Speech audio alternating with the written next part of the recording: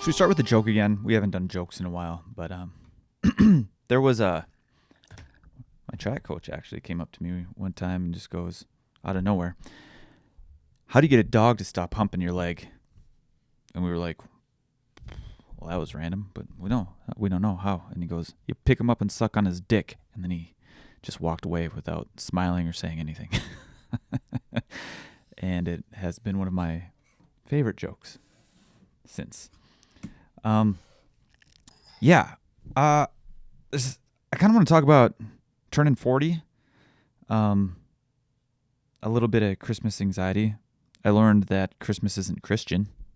That's weird, right? Because that's all it seems to come out to be, right? That's what we were taught. And this motherfucker at Costco that I'm still thinking about 4 or 5 days later. I guess before I start, I would like to say I almost skipped this week, and it would have broken my streak. Every day I kept getting ready to make this, there was something that came up. I was like, last night, for example, I was going to do it when Carrie got home from work, and we put the kids down, and then there was a blizzard, and everybody decided to not go to work, and so Carrie was forced to stay there till 10 p.m. And then when she got home, it was like 10:30, 11, and then I'm like, I'm too tired to do this after chasing these kids around. So, I think that's kind of important, right? I think there's this part of me deep down that's like, these are important to get your thoughts. Just to get them out, you'll feel better, because I've been feeling pretty wound up lately, but that's a whole different thing. Let's talk about this, huh? Let's rock and roll. I was writing a post. We dressed up little Luke like Charlie Brown, had him follow it, or we took pictures of him in Charlie Brown Christmas tree, and everyone thinks it's AI, and I haven't done any AI with photos yet. I don't know if I will. I kind of enjoy setting it up and trying to get doing the work, making the hard thing in my head and creating it by taking a picture. And it turned out really cool. I actually, I don't say this very often, but I'm fairly proud of the pictures that came out of it. I think they turned out pretty neat. And I was thinking about Charlie Brown, and it's I watch it every Christmas Eve. It's been in like a tradition for years. I grew up kind of Charlie Brown fan because I felt like Charlie Brown. I related. I was like, this guy is kind of depressed all the time. You know, you kind of recognize it when you were there. And so it was kind of like a guy, a character I understood. And then as I came to learn in middle school, I did a report on Charles Schulz and found out he battled with depression and those types of things. And Charlie Brown was the character he made after himself. And so when I watch it, and every year it's like the It's a Wonderful Life thing, right? It's just it hits home pretty close. You see yourself in the character, and you see the character in you, you know. But anyways, I dressed Luke up like it. And then I got this weird thought that was like, is Christmas Christian? Is it really a Catholic holiday? And I was surprised. It is not. It's not at all. What came to be of it was that Christians just kind of took it and made it their own. It was a pagan situation where it celebrated the winter solstice, the shortest day of the year, and people would celebrate and give each other gifts and do kind things, and it was about celebrating light coming back because it was the darkest day of the year, and light was going to start coming back after that. And that was kind of the idea of it. And Germans and a bunch of other cultures were doing this for a long time. And I found that to be kind of fascinating, because you've never heard that side of it. You've just heard, this is Christian holiday, this is Christian, this is a very Christian holiday, very, very Christian. And they'd get pissed off every year when I say happy birthday Santa on Christmas. And they should. I mean, I'm definitely making fun of people's beliefs. I'm going to get more... I'll I'll get to this, but yeah, it just kind of blew me away. And then I learned also that December 25th was also a pagan thing. It was not the birth of Jesus. And lo and behold, the December 25th isn't even in the Bible. I guess, and I haven't read the Bible, but this is just what I read, so take it for what it is, that Jesus' birth date isn't in the Bible at all, anywhere to be found, which is interesting in and of itself. So this day is very protected here.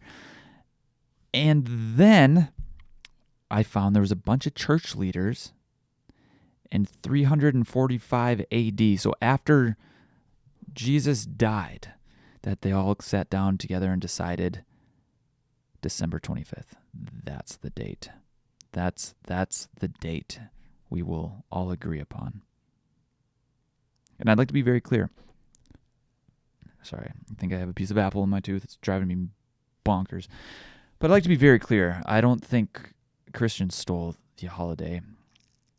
It seems like there was this beautiful thing that was happening where people were getting together and sharing gifts and having feasts and celebrating their neighbors. And when the Christians came around, they just like took the best parts of that and kind of made it their own, you know?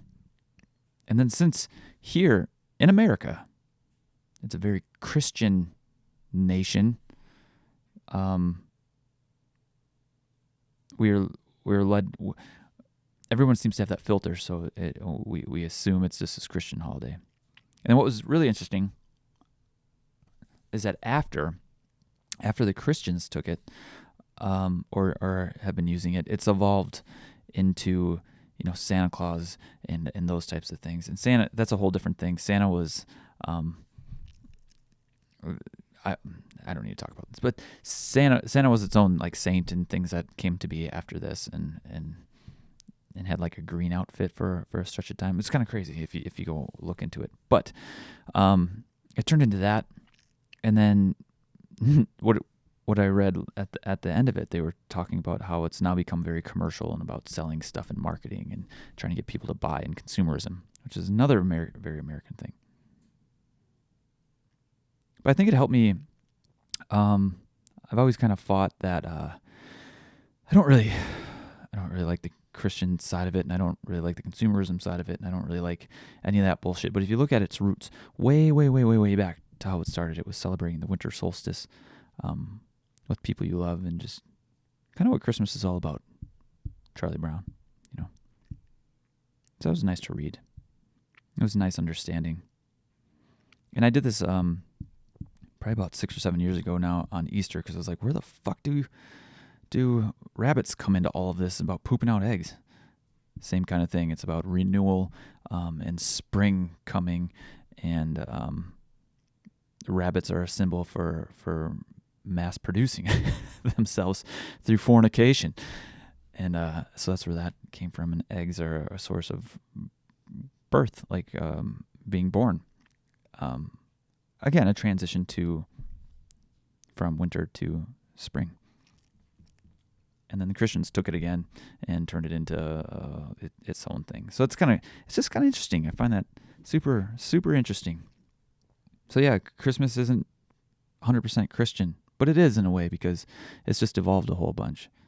But I think when you look at the holistic whole part of it, you can see it for what it really is, and then you can kind of attach your own meaning to it. What does it mean to you? And I definitely hate the fucking presents part of it. I don't really like the religious part of it either, even though I do like the songs. Some of those Christmas songs from those Christians are fucking great. Yeah, I just maybe find that as interesting as I do. I thought it was pretty cool, actually. And then this week I turned 40. I made a whole post on this too, and I don't know what to say about it. You know what 40 feels like? It feels a lot like 39. Yeah, it's I guess I just don't care. I talked about how it's like half your life. You know, people have midlife crises here, and then when really in the United States, your midlife is actually at like 37. 37.9 to be exact, or 37.8. I can't remember exactly. So it's like we skipped the midlife. When you're really supposed to have a midlife crisis, when you're at the top of your hill, when you're not over the hill yet, but you're on top of it, you don't really realize it because everyone tells you it's 40.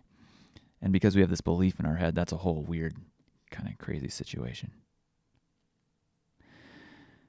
That we're reacting to we're reacting to this belief instead of factual information here, which is very interesting. Again, I've always been fascinated how our brains just kind of accept like a belief system instead of really care about the facts or how to find them or being curious if what you're being told. And I know the answer. It's harder to investigate. It takes longer. It's not as fast instead of just reacting and believing things. I wish I could just believe things. Sometimes I wish there was a part of my brain I could take out that it would just go, oh yeah, I believe everything you're saying. Yep, I believe that. Then I'd be a fucking sucker all the time. But I won't even know because I'm just saying, yeah, this is great. I believe in all of this shit. But yeah, turning 40 is not so bad. I didn't freak out at all or anything like that. I haven't told anybody this, but when I turned 29, I freaked out because I was still pole vaulting. And I was like, what the fuck am I doing? I had this realization that it didn't matter how high I would jump. I was never going to be able to support myself. And the tools I was learning in pole vaulting weren't going to support me in the real world, I suppose. It just doesn't work that way. You can run really fast with a stick and then have it launch you really high into the air. And you can put that on a resume and people are like, how are you going to make me more money with that? Or how are you going to sell me useful things? You know? Or how are you going to create and make useful things? Like, it's weird, right? And so I was still living with my parents, married. I think I was married at that point. Or I was about to be married.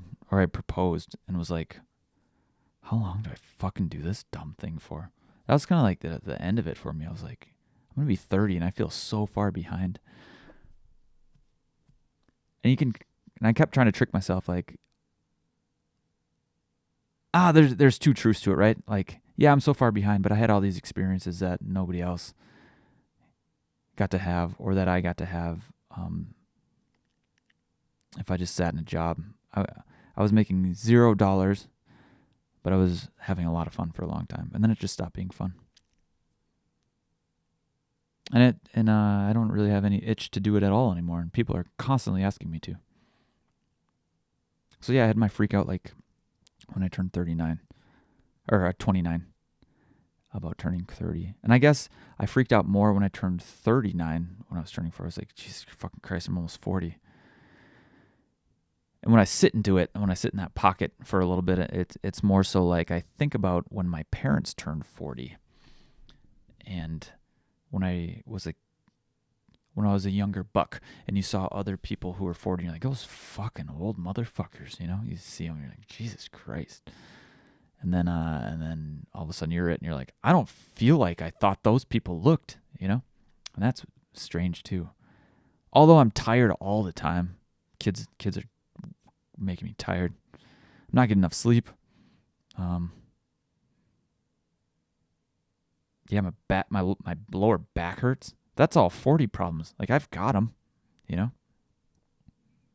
But then in October, I ran like 30 miles. Like, who does that? You know? Like, I'm still doing things that, I don't know. I think I have this idea of what 40 was and what other people do. And I don't think I don't know. Maybe you tell me. You guys, if you've been listening to this for a while, maybe you tell me. Do I seem to match like a normal person? I don't feel like a normal person all the time, which is isolating because it's hard to relate to people. I haven't found my people. Yet at the same time, it's like it's hard to trust anybody else's perspective on things who aren't in the same boat as me, right? If you're in a fucking pontoon and I'm in a speedboat, I don't give a fuck what it feels like to be in a pontoon. Fuck your pontoon. Pontoons are boring as fuck, dude. Have you ever been on a pontoon? Hey, let's just sit in the water and not be able to escape. Yeah, that sounds super fun. Fuck that. everybody else. Don't get me started on pontoons. I already got started. If you want to know my stance on pontoons, fuck them. Sink them all to the bottom of the lake. I hate pontoons so much. The worst. That's enough about turning 40. I'm fine. It's been a hard week. I haven't been getting enough sleep. Kids have been very busy. And then we have Christmas this weekend, and we have another 2 Christmases next week. And it's too many Christmases. It's like an introvert. I really just kind of want to sit in a room by myself for a while. Maybe play some video games and watch a movie. Maybe read a book. I just need to calm. I need to recharge. And it's not being able to happen. And so this is kind of happened, right? Like this if you can get a sense, there's like anxiety in me right now. A lot of it. And we were at Costco on Monday trying to finish Carrie's Christmas shopping and get a couple of things that we needed for these Christmases. And, for home, like delicious granola bars, because those are a good snack, sometimes. And dried mangoes. If you guys don't eat dried mangoes, I highly recommend it. Delicious. But anyways, we had 2 weird encounters at Costco. We have the best kids in the entire planet. I'm just gonna say that right now, and it's my opinion that they are better than every other child out there, because I love them more, and they're adorable. But this guy comes up with his wife and goes, "Oh my gosh, those are the cutest, most precious kids I have ever seen." And I was like, "Oh, yeah, thanks." It always weirds me out when strangers come up and start talking about your kids. And then he goes, "Oh, thank God they look like your mom, or look like their mom." And I was like, yeah, dude, I was happy too. No one wants this face. And in my head, I'm like, I'm going to break your fucking hip, old man. Fuck you. I know he's being silly, but I was not in a silly mood. I was ready to break some hips. Some old man fucking hips. I tell you what. If I had a baseball bat, I probably would have not done anything, because if I had a different emotion, if I was in a different state of mind, it would have been funny, honestly. It was kind of funny. But Kira and I laughed about it later when I said I was going to break his old man hip. "Oh, yeah. You think it's funny, old man?" And it just kind of walked away like, all right. Still kind of weirded out that just strangers come up to our kids. And Carrie talks about this too. She says people come up to her when she's like out shopping, and they just stick their hands in her cart and like, "Oh, little baby." It's like, get your fucking hands away from my baby. I don't know where they've been. I don't know who you are. You're a goddamn stranger. Like, I don't know. Maybe I'm assuming the worst of people. But when you're a parent, you become fucking protective. And you're like, I'll fucking rip your finger off if you do anything to that child. Like, fucking stay away, right? So this is always in my head. I'm letting you know now. So if you ever try and touch my child, ask permission, just be like, "Hey, he's so," don't just fucking reach for him. It's weird. It's like if you were eating a hot dog, right? No. Oh man, I had 2 ideas in my head. If you were eating a hot dog and you just took a bite out of one side and some stranger came up to the other side of the hot dog and started eating it too, like like Lady and the Tramp, you'd be like, "Get the fuck off of my hot dog." Or would you just give up the hot dog? Either way, you're like, this is not okay. You need to get the fuck away from me. I had another such scenario pop into my head with an ice cream cone. You're just like licking an ice cream cone, and some person you don't know comes up and licks the other side. You're like, "What the fuck are you doing?" That's what it feels like when someone tries to touch my child. Just fucking don't do that. So anyways, 15 minutes later, we're still at Costco, right? We're still at Costco. And we're going down this aisle, and I'm just playing with Amelia. She's running up and down. It's fucking cute. I love like her being in stores, and she just wants to play. And she's like, "Tag, you're it." Or if she's looking for Carrie because she's somewhere else, we yell "Marco," and then we wait for Carrie to yell "Polo" really loud. And people think it's funny around, and it's fun. You're in the store. You're doing things that aren't 100% socially acceptable. People seem to enjoy it. Some people don't really care. We're having a blast. But this guy comes up to us, older guy, had to be like 60, late 60s, early 70s or something. He's like, oh, what precious angels these guys are, and starts reaching again. I'm like, you fucker. Didn't you just read my mind about what I said to this other guy who tried to do the same thing? But I didn't. In my head, I'm like, yeah, they're the best. We got the best kids ever. He's like, I would like to say a prayer for them. And in my head, I'm like, fuck no. Do not, no. But like, what do you do? Maybe his intentions are good, right? He's just trying to, this is how he does like nice things. Don't know if he's a priest or not. I have no fucking idea if he's a priest. Does it matter? No. In my head, no. So I've been thinking about this for like 5 days, right? 4 or 5 days. And I'm like, I wish I would have just said, no, thank you. No, thanks. Don't need a prayer. We're good. And just went away. But instead, I feel like I betrayed myself. And I like nodded down a little, like, this is fucking stupid. And then he like said a bunch of shit that I can barely remember. And the part that sticks with me is like the blood of Christ and blood of Jesus. And I was like, you just said this in front of my kids and you don't even know what religion they are, and you're talking about spilling blood on them. And they have no idea what they fucking said or what that fucking means. And it pissed me off in a lot of ways, as you can see here. And then he just walked away.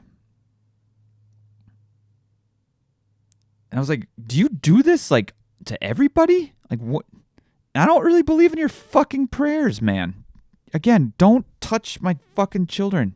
I didn't let him touch them. He put his hand like really close to their forehead though. But the whole time I'm like fucking keeping my eye on this strange motherfucker, man. That's not okay. And like I said, I'm kind of mad because I feel like I betrayed myself when I just want to be like, no, thank you. And then he could have just been pissed off if he wanted. But instead I'm pissed off. And that sucks. And it's hard for me to let that go. Because just because you're a religious person and you believe in this crazy fucking shit that I don't fucking push it on us. I fucking hate it. I fucking hate it, man. If you can, sorry if you're listening to this and you don't like what I'm saying. As you can tell, I'm upset. And I've said that a few times already. Do you also find it weird that they don't call the bread or body of Christ cannibal crackers? Because that's literally what it is, right? That's what it is. This is the body of Christ in cracker form. Cool. That's great. So cannibalism. Let's eat that right up. Oh, need to wash down some of those cannibal crackers?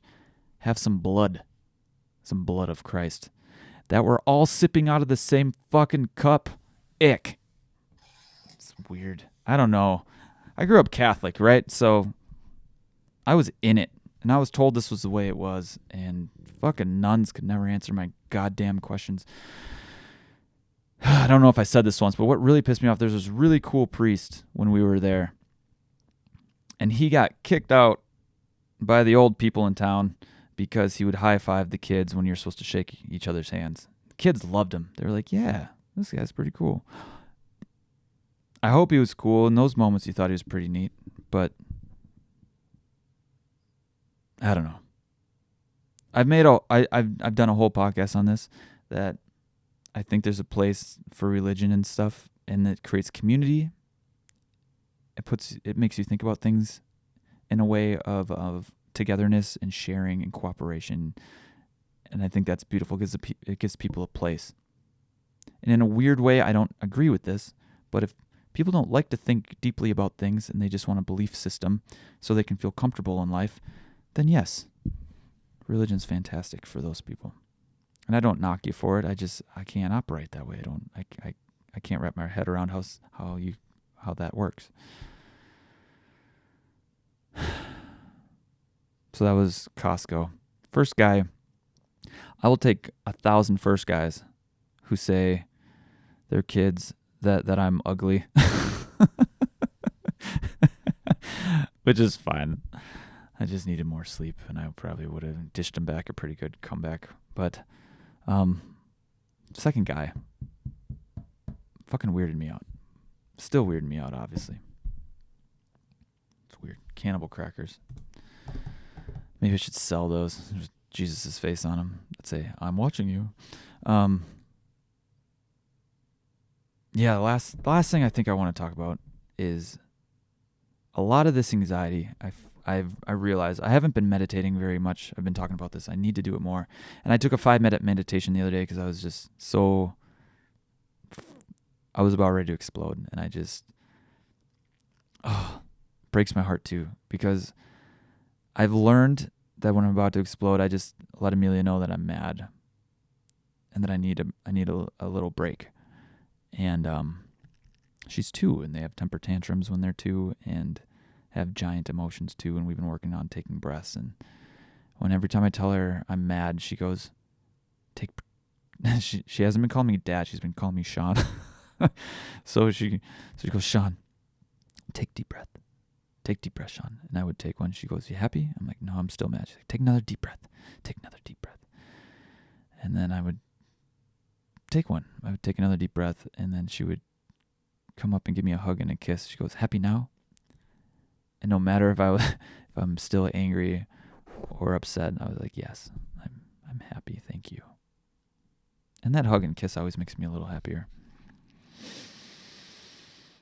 I really just need some space, like to just breathe it out a little bit, without things still poking the wound, that's there. So anyways, this has been going on, right? And I realize, like, Christmas gives me anxiety. It's just so much shit, and this is like, you feel like you have to do this, and you have to do that, and you have to get this for this and that and for that. And I talked about this a little in a previous podcast. But I noticed this. Carrie's been working a lot and trying to do a lot. And when we were running around on Monday, I was like, she had to complete all these tasks, because she was a little behind. And we're kind of running the last second here, because then she worked 2 days. And so we just had a lot going on. And I noticed, like, she had big anxiety. And that gave me big anxiety. And it was, I don't know. I've noticed it before, but when I was meditating, I only did like a little 5-minute meditation on it, because it's like, where is this anger and anxiety coming from? And I realized I wanted my anxiety to end. And so then I felt like I had to do all the things for her to get it done faster, right? She had these gifts, and I was like, okay, let's get these gifts done. Let's go to the store. We'll go to this other store. We'll go to this other store. We'll go to this other store. Who's your list of people you need to get done? What do you have to do? When do you have to wrap them? How much time do we? I started, like, that's how my brain works, like time and tasks, and then putting them in an efficient order by priority to get them done. Like, welcome to my brain, right? It's just a lot. And so I'm doing this, trying to do this for her, which it feels like it's for her, but it's really for me too, to like stop this shitty anxiety feeling because she has it. And when she has it, I feed off. I don't want to say I feed off it, but I can feel it. I get it too. And it was a long day. We like left at 10. We got home at like 7:30, and it was just a lot. And then I noticed it was back today because we have Christmas tomorrow, and she had to have presents wrapped, and she realized she was missing a few, and the kids were like wanting to play with her and jumping on the wrapping paper. And again, right? Like, it sounds stressful situation where you're just trying to get shit done. You don't have all this time to get it done. And I'm like, I'm getting anxiety again because she has anxiety. And it's just like, I needed to run. Like, that's what I felt like. I need to get this out of me somehow. And what I do in the summers, I would just go for like an hour run.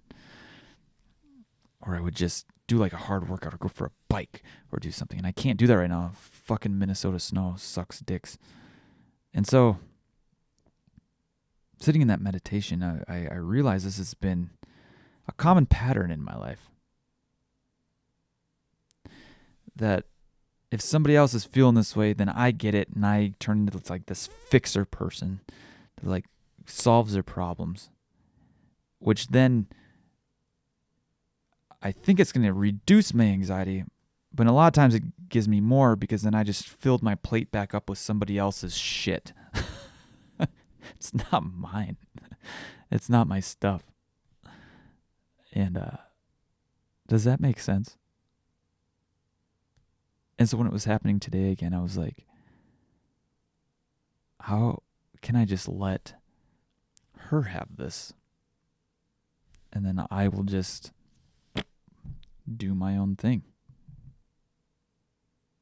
But then I have this like belief in me, or this pattern I was taught sometime in my past, because that's where you're taught everything in your past, right? There's a Mitch Hedberg joke that goes, hey, you want to see a picture of me when I was younger? Every picture is of you of when you were younger. And then the second half of that joke, he's like, do you want to see a picture of me when I was older? Hey, where the fuck did you get that camera at? And that's kind of how like learning is, right? So I have this pattern, and it makes me wonder, again, I need to meditate on this more. It makes me wonder if like my dad would be a little explosive too, right? And if I could calm him down, I would be safer, you know? And so I would try to get the fuck out of his way, get away from it, not make a mistake. That's a huge one. So he doesn't get there. Or try to fix his problems when they're not mine. And as a 40-year-old, this seems like, yeah, insane. But when I think back to maybe I was 10 when I learned this. Maybe I was 7. Maybe it was even like 5. Maybe it was just a little 5-year-old kindergartner who was trying to do this for my parent. And it was a way to keep me safe. And it was a way to it was just a pattern I learned to try and keep me safe, I guess. It made me feel some sort of love in there. I don't know. I got to sit on this more. It's painful to think about. And I'm going to sit on this more, though. It feels like a big one. This feels like a really big one. And so it was hard to just kind of let Carrie have her anxiety and not let it kind of bleed onto me. And I don't really know how to do that. I don't know how to do that. I don't know how to just let somebody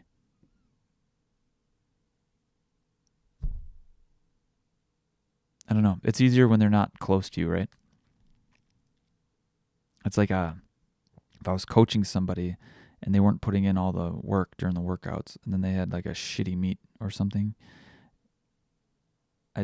in my head I go, you didn't do all the workouts.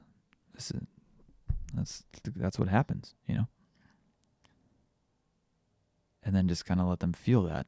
But when it's your wife, you know, and we got a lot of other things going on, and I wanted to make this podcast, and I wanted to, I have some presents to wrap for next week, and I got a bunch of emails I have to respond to, and Team Hoot stuff, and invoices to send out.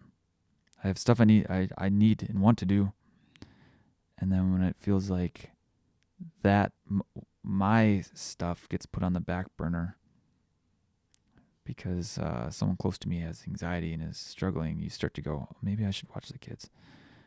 So this isn't there. Maybe I'm just talking this out so it makes more sense to me. But then when I do that again, it's almost like I'm betraying myself again, right? This seems to be a common pattern. I feel like I say this every podcast. Are you just betraying yourself? And when I do, I feel like absolute horseshit.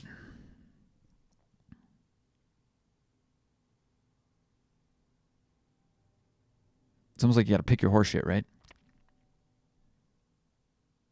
Am I going to feel like horseshit if I let somebody else deal with their own shit? Am I limiting their growth?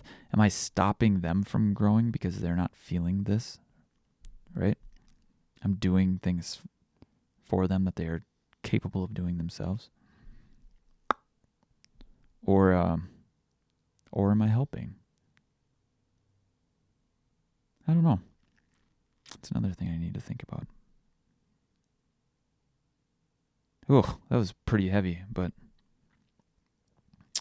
yeah. Oh man, I'm 5 minutes over my usual limit here. Merry Christmas, everybody. Happy original pagan holiday, and that the Christians kind of have used as their own. So it's an interesting tidbit. Look it up. I'm not a lion or a hippo or a giraffe. Yeah.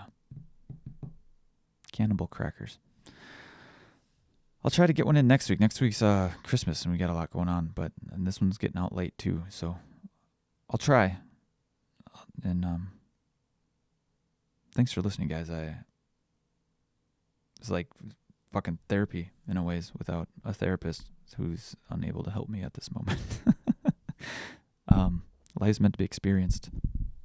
Curiosity will get you there.